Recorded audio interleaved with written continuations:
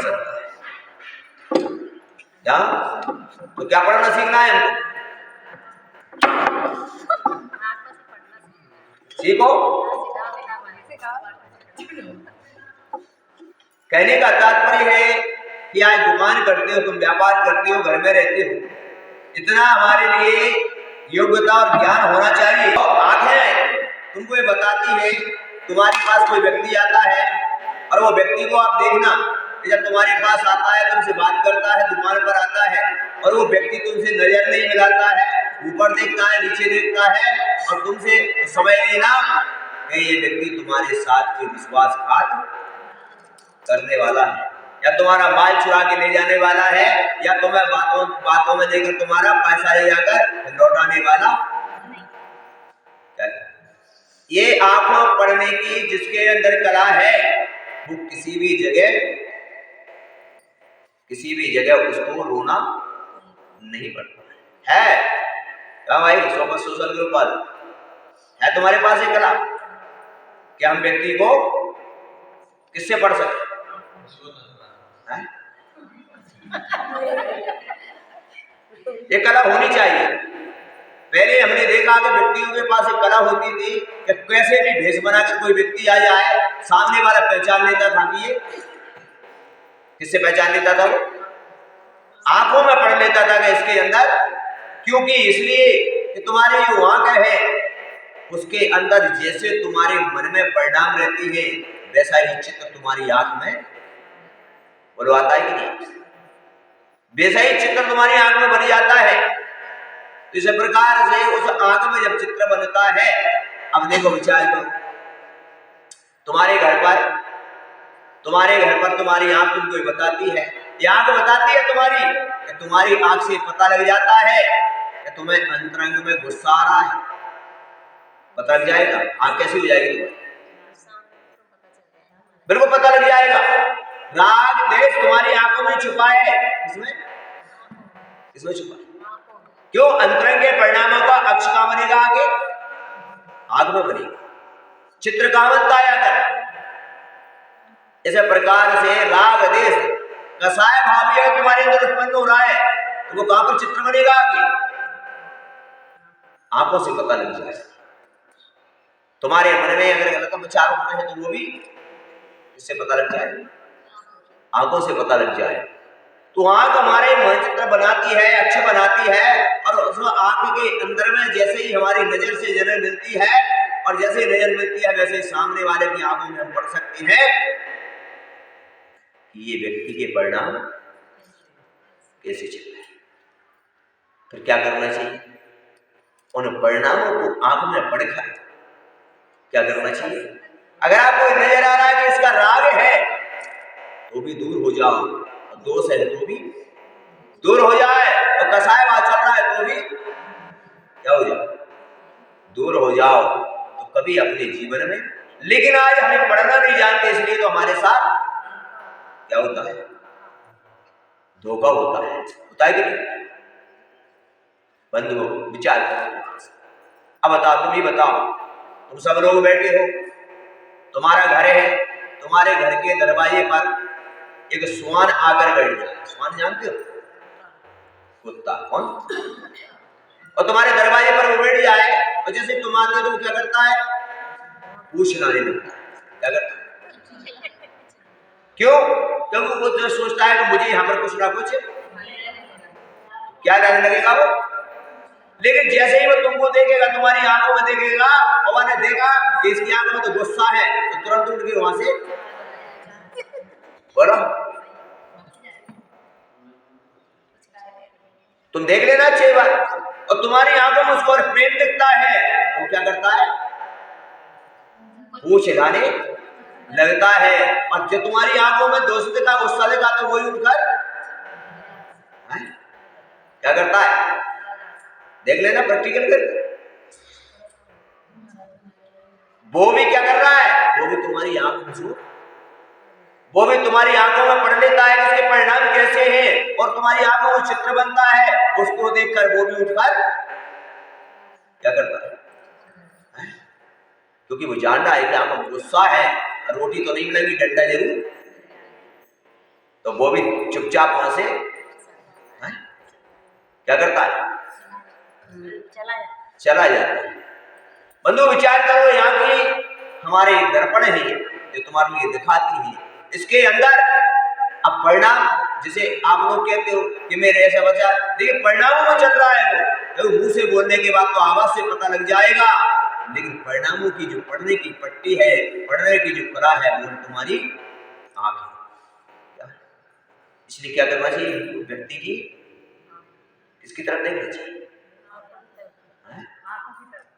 और तुम कहा देखते बोलो, भगवान के मंदिर में आते हो आप, भगवान के मंदिर में आते हो, और भगवान के मंदिर में आने के बाद कितने लोग हैं यहाँ पर जो भगवान की प्रतिमा को ले आते, कितने लोग आते हैं, कोई इधर बैठेगा, कोई उधर थाली लगाएगा और ये नीचे गर्दन करेगा और श्वास वाकी और चल दिए। लेकिन कितने लोग हैं भगवान की प्रतिमा को, अगर भगवान की प्रतिमा को नाकों से निगाह लिया जाए तो तुमको भी लगेगा कि भगवान हमसे बात, लेकिन कोई निहारते नहीं अब, तुम चुपचाप बैठे रहो या पट्टा करते रहे, निहारती है तो बताओ, निहारती है तो शांतिनाथ भगवान की प्रतिमा में कितने चिन्ह है बताओ, क्या है शांतिनाथ भगवान की प्रतिमा, इनके शरीर पर कितने चिन्ह है बताओ, निहारते हैं नहीं, प्रतिमा को निहारोगे तो तुम्हें पता भी चले जाएगा इस प्रतिमा में। लेकिन आज हम क्या करते हैं, प्रतिमा को मंदिर में आते जरूर है, मैं वो अभिषेक करने वालों से भी अगर पूछ लूं मैं तो रोज भगवान का अभिषेक करते हो, और भगवान के शरीर में, भगवान की प्रतिमा में कहां पर कौन कौन से निशान, तो वो कहते महाराज हमने आज तक क्या करो, हमने महाराज क्या करो, एक कलश लाओ और ऊपर झाड़ो और एक कपड़ा लेके भगवान को क्या करो, मार्जन नहीं करें आजकल, तो आज तो रगड़ते, अगर मार्जन का मतलब है भगवान का, ध्यान रखो इसको, पाषाण की प्रतिमा मत समझ लेना, इसमें सूर्य मंत्र लगते ही ये प्रतिमा प्राण प्रतिष्ठित हो जाती है। मलमल के कपड़े से बिल्कुल हल्के हाथ से क्या करना चाहिए, कैसे करना चाहिए कि ऐसा मन में विचार होना चाहिए कि भगवान को कहीं दर्द ना हो जाए, लेकिन हम तो ऐसा रगड़ते हैं जैसे,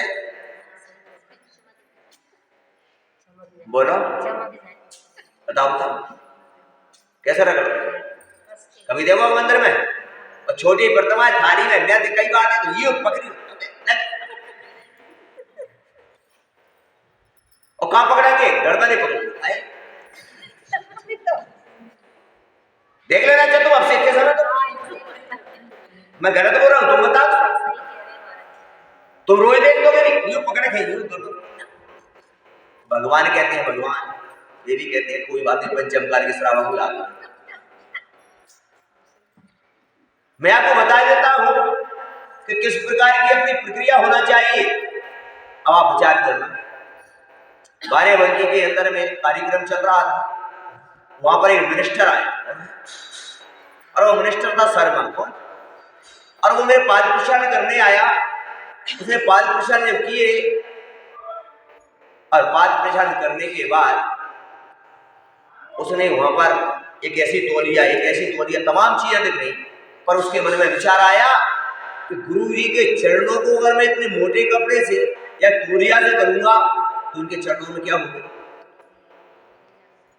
सोचना, मैं उसको देख रहा और वो मेरे चरणों में बैठ गया नीचे, और एक मलमल का, बताइए विचार करिए, वो अपने घर से ही क्या लेकर आया, एक मलमल का कपड़ा लेकर आया अपनी जेब में रखकर, और उसने कपड़े को निकाला और निकाल के पैरों पर यूं यूं यूं यूं धीरे धीरे धीरे धीरे यूं नीचे ऊपर दबाया, जैसे नहीं किया उसने, यूं रगड़ के पहुंच गया, उसने उस मलमल के कपड़े को यूं यूं यूं धीरे धीरे वो 5 मिनट तक नीचे से ऊपर तक पैरों को करता रहा यूं, और मन में कह रहा, बार बार उससे पूछ रहा कहीं आपके पैरों में किसी प्रकार का कोई कष्ट तो नहीं हो रहा?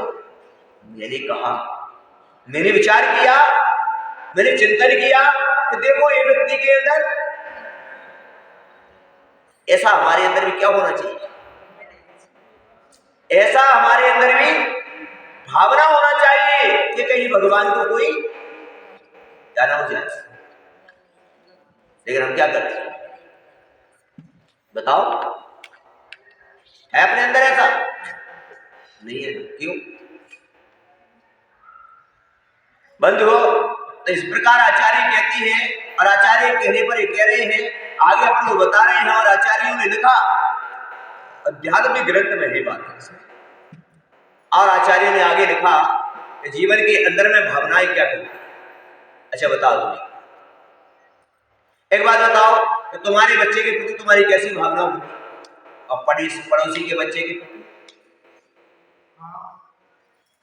दोनों में अंतर है। लेकिन बेटा तो तुम्हारा भी है और बेटा तो पड़ोसी का भी है, जीव दोनों के अंदर। लेकिन अपने बेटे में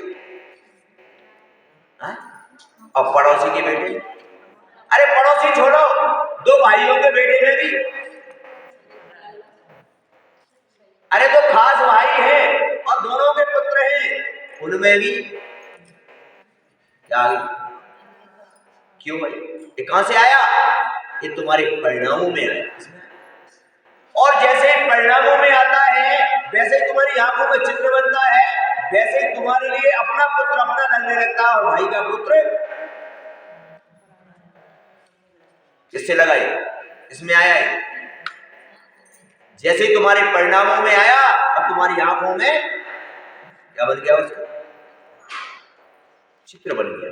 और चित्र बनते ही तुम्हारी उस दृष्टि में छोटे और बड़े का आगे। अब क्या हुआ? जब तुम्हारी दृष्टि में आ गया तो अब क्या हुआ?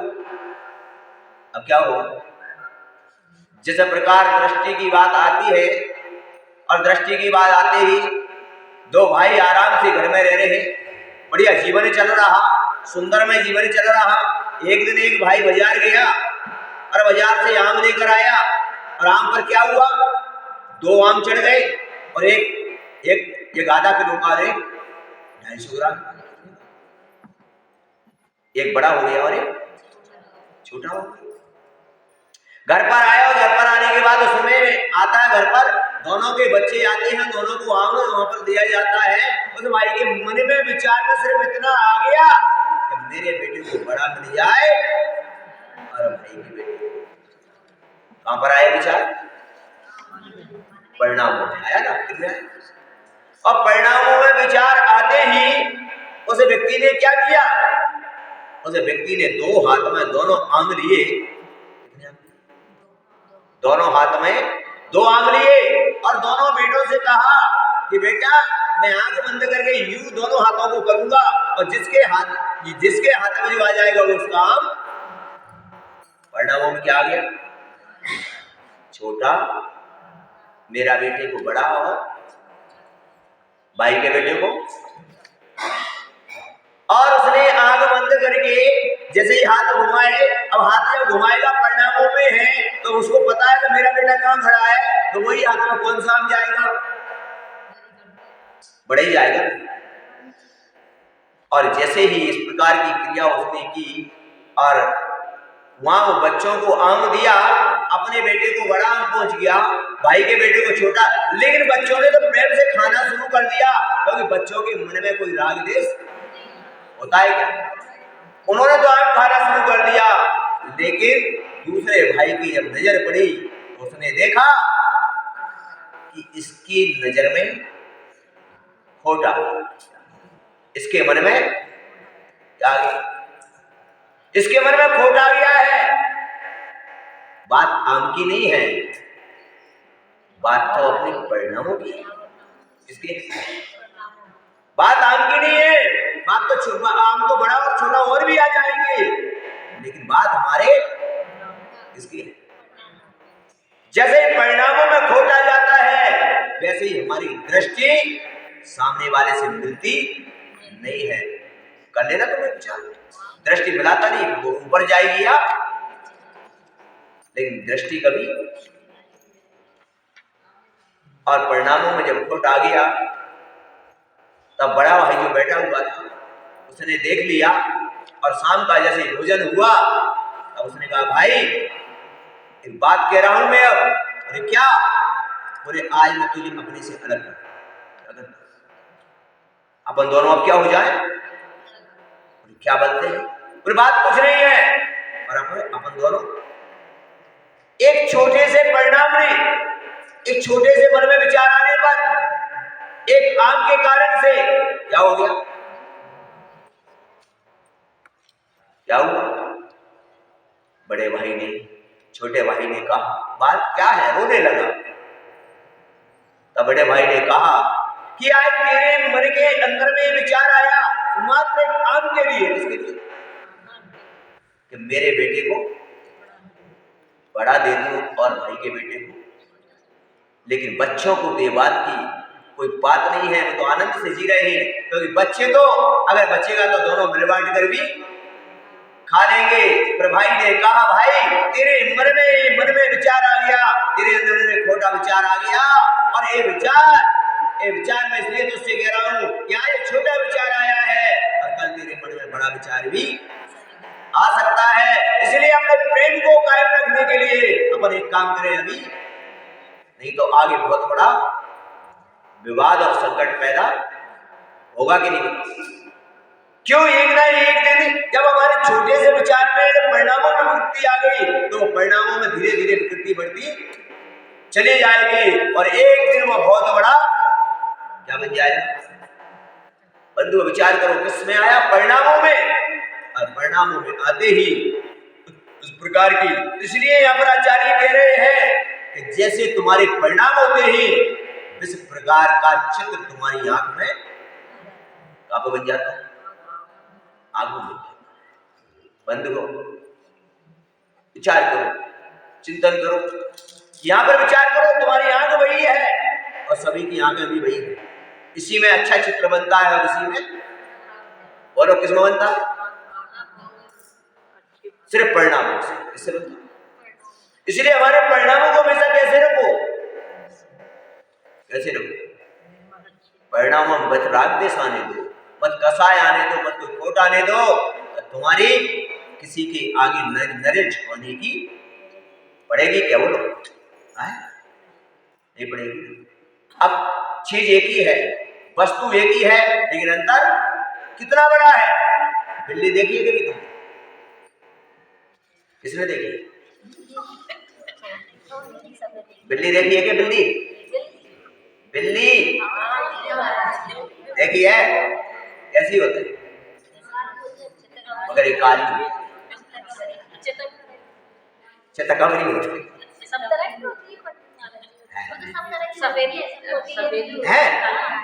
अच्छा, तो एक बिल्ली होती है, और बिल्ली बच्चों को जन्म देती है। क्या देती है?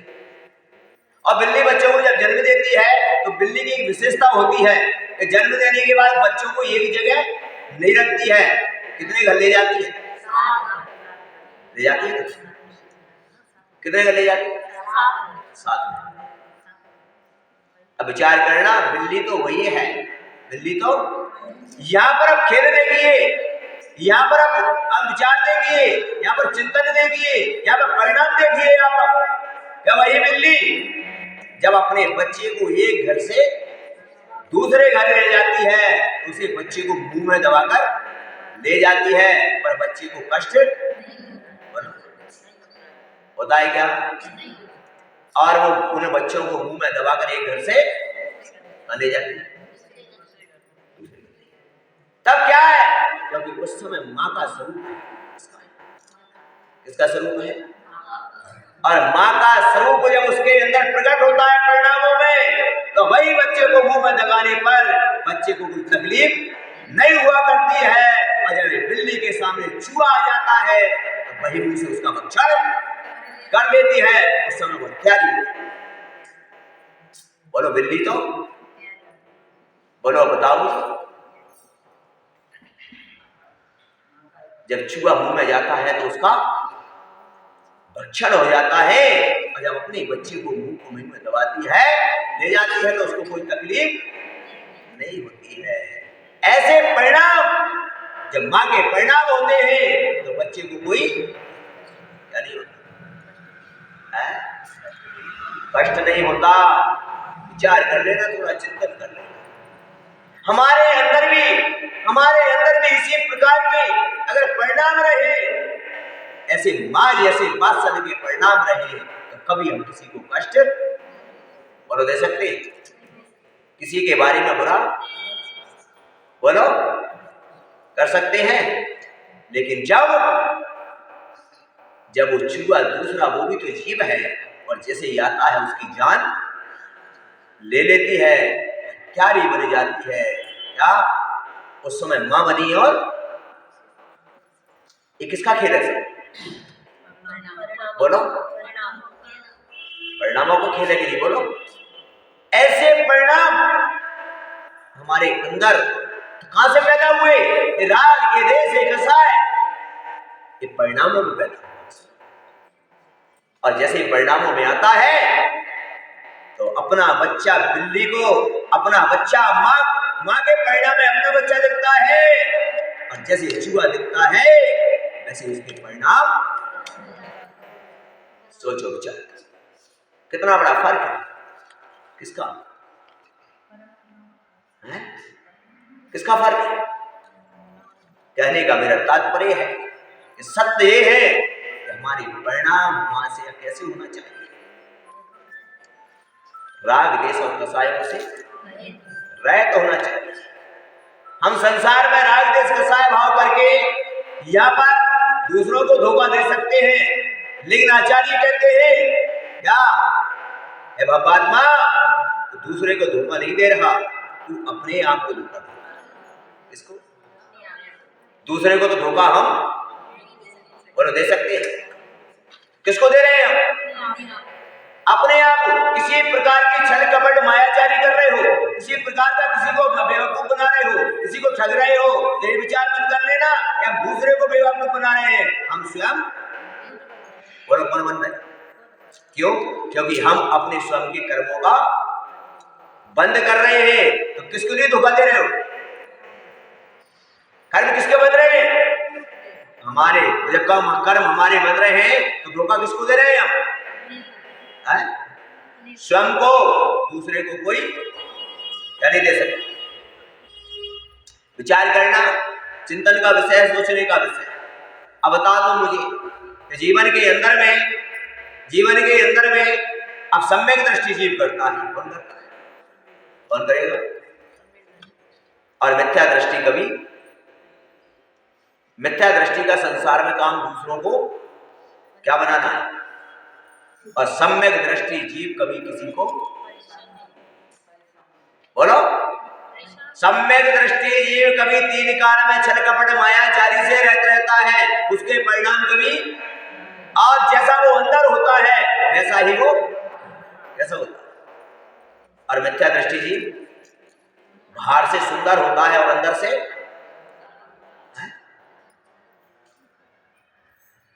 बंधु।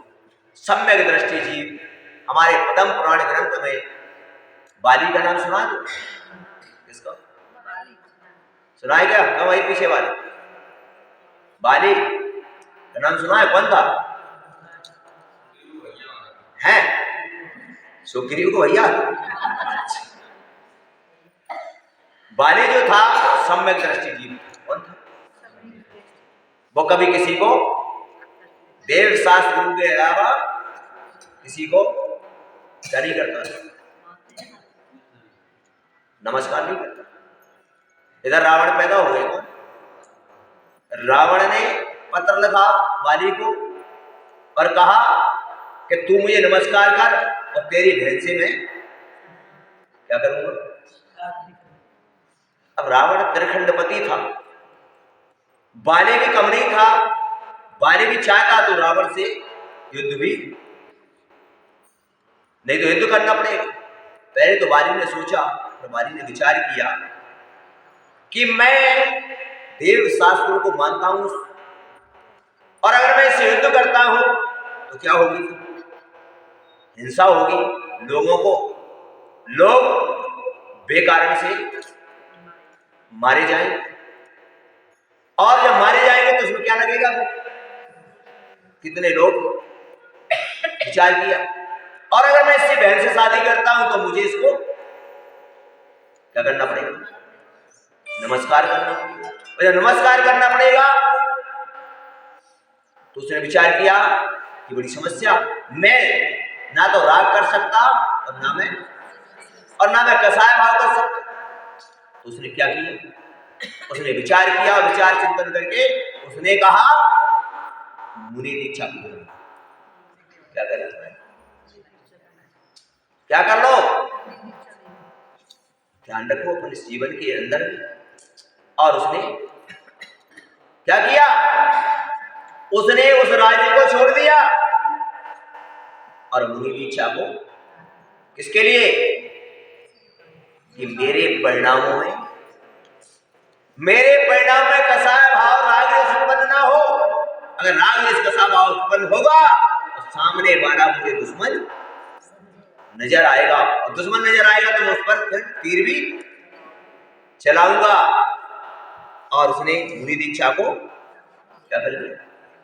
धारण कर लिया और मुनि बनकर कैलाश पर्वत पर चला गया। तब क्या करने? तपस्या करने।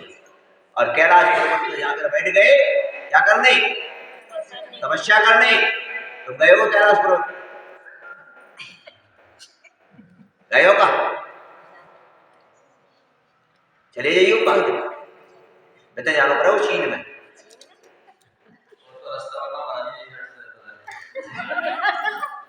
नहीं, अब तो बहुत रास्ता बन गया है, बनवा रहा हो। अरे ठीक है, तो चले जाइए। है ना? कोई हिंदुओं में ना एक गानों गाते महिलाएं, कैलाश पर्वत पे जाके रहूंगी, भोले को अपना है। तुम भी गा देते? आदिनाथ भगवान कहां से मोक्ष गए? गए कि नहीं? और जो भोले की ये बात करते हैं वो भी हमारे शास्त्रों में एक रुद्र की उत्पत्ति होती है और वो रुद्र शंकर के नाम से यहाँ पर महावीर भगवान के समय पैदा हुआ और उसने मुनि दीक्षा को धारण किया। इसको और मुनि बनकर उसने भी कैलाश पर्वत पर क्या की। लेकिन इनका नियम होता है रुद्रों का, जब मुनि बनने के बाद तपस्या करते हैं तो उसके बाद भ्रष्ट होकर गृहस्थी, उसकी कहानी को भी सुनाएंगे, बहुत अच्छी कहानी। तो इस प्रकार की स्थिति के अंदर वो भी उसी को वहां पर करते हैं। वो भी कौन से रूप को मान रहे हैं?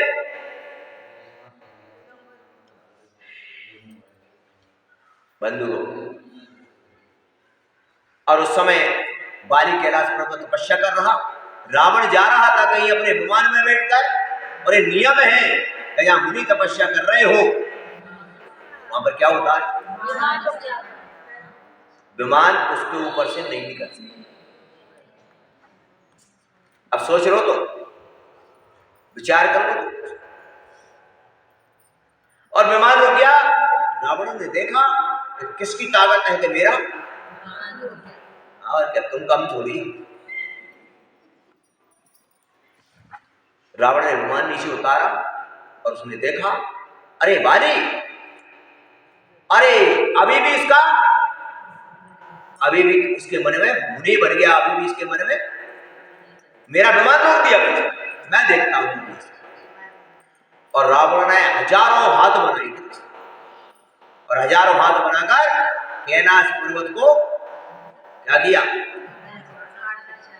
कैलाश पर्वत को यूं उठाया और जैसे ही कैलाश पर्वत उठाया वैसे ही हलचल मच गई। नदियां उस समय देखा कि ये तो अनर्थ होने जा रहा है। ये कैलाश पर्वत को अगर इसने उठाकर फेंक दिया तो सब कुछ, और ऊपर क्या बने पता?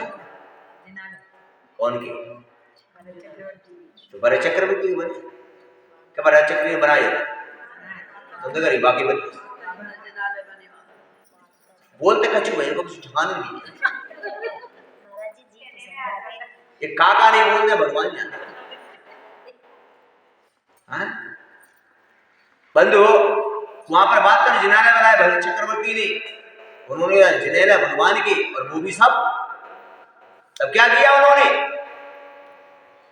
बाली मुनि ने अपना अंगूठा टच किया पहाड़ से, वैसे ही रावण चिल्लाने लगा, दब गया उसके नीचे। और जब देखा कि अब तो इसकी हालत खराब, तब मंदोदरी सहित वहां पर पहुंची, निवेदन किया। और निवेदन किया तो उन्होंने अपना अंगूठा हटाया और रावण आया और उनके चरणों में बैठ गया। और बैठकर ध्यान रखो अपने जीवन में, और वहां पर उनसे धर्म का उपदेश सुना। और उपदेश सुनकर विचार करो, थोड़ा चिंतन करो जरा अपने जीवन के अंदर में कि एक सम्यक दृष्टि जीव जिसके परिणामों में कसाय भाव रागदेश नहीं आया और मुनि बन गया, और मुनि बन की कितनी अतुल्यवान की रिद्धि प्राप्त हो गई कि सिर्फ अंगूठा टच करने से जो रावण ने इतने बड़े पर्वत को उठा लिया, और उनके मुनि के अंगूठा के टच करने से ही रावण उसके नीचे। विचार करो, चिंता करो, सोच लो कितना बड़ा महत्व यहां पर बताया है, कितनी बड़ी बात बताई है।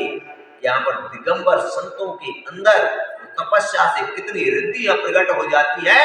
जहां पर तीन खंड का आधिपति रावण जैसा बलशाली भी उस अंगूठे के टच करने से उसके नीचे, तो अपन तो फिर विचार करो।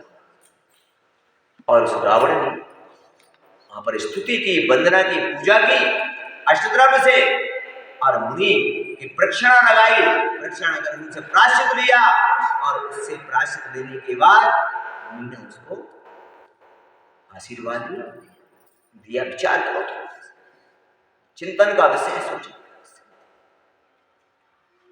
ऐसा हम विचार करें, ऐसे कई उदाहरण आते हैं कि जहां जहां पर भी रावण जैसा व्यक्ति भी, ऐसे कई उदाहरण आते हैं रावण के, आकाश मार्ग से जा रहा है, जहां भी मुनि दिख जाते थे तो विमान को नीचे उतार कर पहले उनकी क्या करता था? वंदना करता था, और उनसे धर्म का क्या सुनता था? उपदेश सुनता था। और अपन लोग, मुझे लगता है तीन घंटे से भी ज्यादा बड़े हैं। अपन लोग क्या करते हैं? ईमानदारी से बताओ, क्या करते हैं? वो रावण जैसा व्यक्ति तो विमान उतार कर गुरुओं के उपदेश सुनने के लायक रहता था, उनकी वंदना करता था। और अपन ये करते हैं कि उनके दर्शन भी करने में क्या होता है? सम्यक दृष्टि। कौन करता है सब? सम्यक दृष्टि। तुम्हारे संभानगर के अंदर में एक दादा है, मैं देख रहा हूं, तो मैं जब से आया हूं वो दादा का एक दिन भी नागा नहीं होता है। और कुछ भी हो जाए, वो इधर से मंदिर आता है सुबह, अगर वो गेट नहीं खुलता है, अगर चौकीदार गेट नहीं खुलता, वहां पर खड़ा होकर आवाज लगाएगा, और नहीं तो मंदिर से लौट कर फिर जाएगा। लेकिन क्या करके जाती है? सुबह ही आती है 5:45 बजे के लगभग, मंदिर से दर्शन करके। मैंने कहा दादाजी सर्दी है? बोले महाराज देव शास्त्र तीनों मिल रहे हैं, इससे बड़ा मेरा परम सौभाग्य और क्या होगा भाई? मैंने का धन्य है। अब मैं ये चर्चा करता हूं मैं कि वो व्यक्ति धर्मात्मा तो नहीं है, वो व्यक्ति दुनिया की नजर में धर्मात्मा नहीं है, उसको कोई जानता नहीं है, लेकिन उसके अंदर वो सम्यक की किरण है, तभी तो वो गुरु के दर्शन करके घर जाता है। और हम लोग मंदिर में घंटा बजाओ, विचार करो, थोड़ा सा चिंतन का विषय सोचें।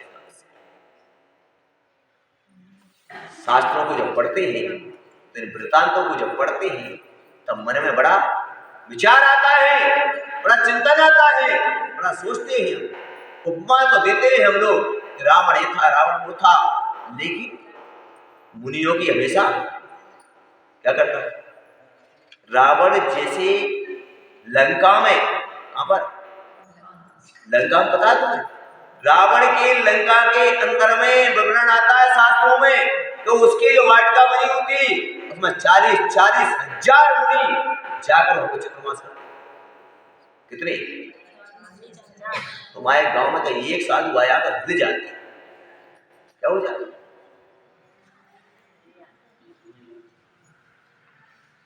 विचार, विवरण आया था, पढ़ रहा था मैं एक बार, 40,000 मुनि ऋद्धिधारी मुनि आकाश मार्ग से कहां पर उतर गए? आके लंका की वाटिका। ओहो, पता लगा माली ने आकर कहा, सारी लंका में रावण ने ढिंढोरा पिटवा दिया। सारी प्रजा मुनि के दर्शन द्रव्य लेकर उनकी वंदना करने जाएंगे, उनकी आरती कराएंगे। ऐसे तीर्थंकर नहीं बनेगा आगे जाके, ऐसे नहीं बन जाएगा आगे जाके तीर्थंकर। विचार करो, जहां 40,000 मुनि, जहां रावण जैसा व्यक्ति जिसने समस्त कार्यों को विराम दे दिया और कहा सारी प्रजा में या कोई काम नहीं, बस सिर्फ मुनियों की क्या करेंगे? सेवा करेंगे, कोई काम नहीं। अब राजकाज सब बंद, कोई राजकाज नहीं देखा जाएगा। किसी प्रकार का कहीं से कोई भी संदेश, कोई भी दूत, कुछ भी आए, कोई काम नहीं, सिर्फ क्या करेंगे? विचार। ऐसे सम्यक दृष्टि से प्राप्त नहीं हो गया, ऐसे ही आगे की 24 नदी कंकर ऐसे ही बन जाएगा कि बताओ? अपन लोगों को इससे क्या शिक्षा मिलती है? बताओ, क्या शिक्षा मिलती है इससे हमें?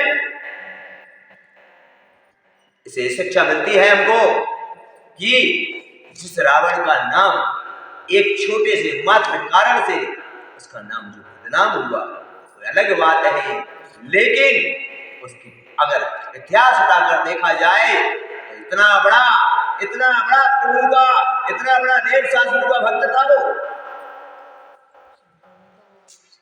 किसकी लंका थी? किसकी?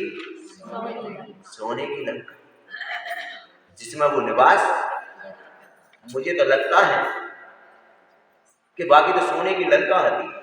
अपने घर में तो मुझे लगते गए सोने की एक तगड़ी बनाने की सोचते हैं, क्या है?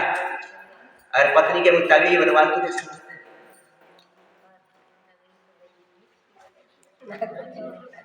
मेरा सिर्फ इतना आपसे निवेदन है, इतना अनुरोध है कि जीवन के अंदर में ऐसी सम्यक्ति अगर तुमने प्राप्ति कर ली, देव शास्त्र के प्रति तुमने ऐसा समर्पण कर दिया, अपने परिणामों में ऐसी विशुद्धि तुमने बढ़ा ली, तो मैं भी तुमसे इतना कहना चाहता हूं, तुम्हारे जीवन में भी तीर्थंकर प्रकृति का बंद हो जाएगा। तुम भी तीर्थंकर बन सकते हो, मात्र परिणामों की सुधारना है किसको?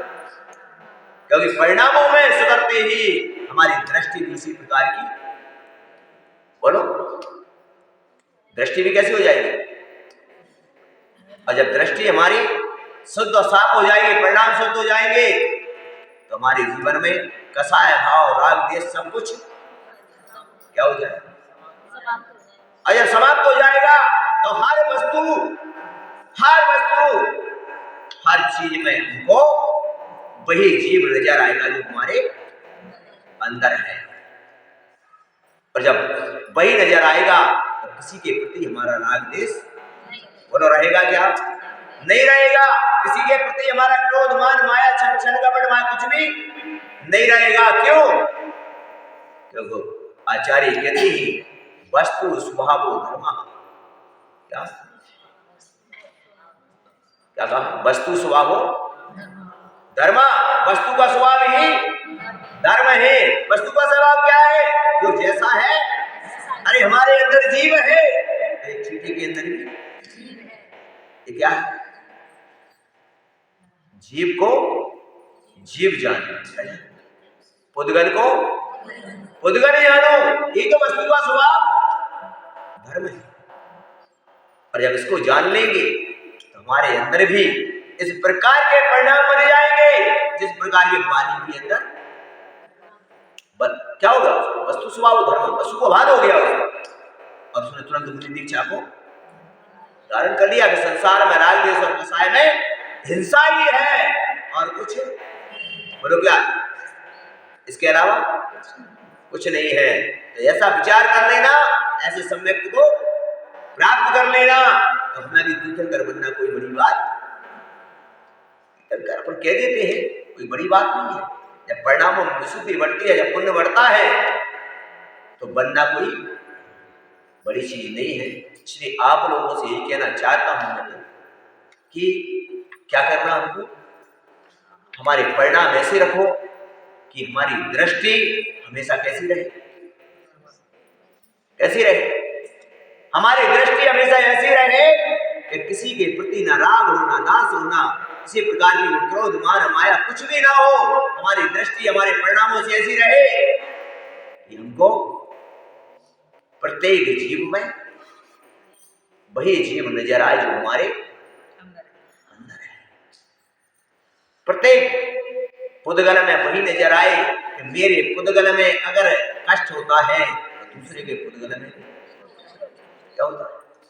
बोलो, मेरे यहाँ कोई चूस चुबाता है तो जितना दर्द मुझे होता है उतना कम होता है क्या दूसरे? कितना होता है? अगर मुझे कोई एक गाली देता है, जितनी तकलीफ मुझे होती है उतनी कम होती है? तो ऐसा कौन सोचता है? सम्यक दृष्टि।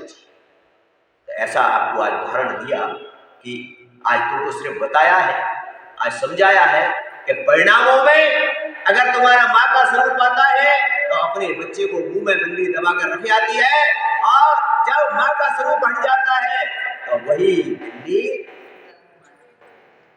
बच्चा, बस इतना ही अंतर है। दृष्टि का फर्क है। किसका? परिणामों से क्या बनती है? दृष्टि में अक्ष बनता है, और दृष्टि में अक्ष बनता है तो उसी प्रकार की प्रवृत्ति अपनी हो जाती है। तो क्या करना हमको? अपने परिणामों को हमेशा क्या रखना? इसीलिए जैन धर्म में कहता है तुमको उठते बैठते सोते जागते क्या करना? अपने परिणामों को शुद्ध रखो कि कब बंद हो जाए कोई पता। ये क्या रखना चाहिए हमको हमेशा? इसीलिए सोते समय भी आचार्यों ने कहा कि सोते समय भी नमोकार बोलिए, थोड़ा सा स्वाध्याय करके सो, इससे तुम्हारे परिणामों में वही चलेगा। और तुम हिसाब किताब जोड़ के सोओगे तो क्या चलेगा? और लड़ाई करके सोओगे तो कैसे सोना चाहिए? नमोकार बोलिए कुछ शास्त्र का, और सो जाइए तो तुम्हारे परिणामों में वही चलता रहेगा। और जैसा करोगे वैसा जरूरी नहीं है। रात में सोते समय भी परिणाम चलते हैं और समय भी हमारा बंद। ठीक है, बोले पंच परमेष्ठी भगवान की।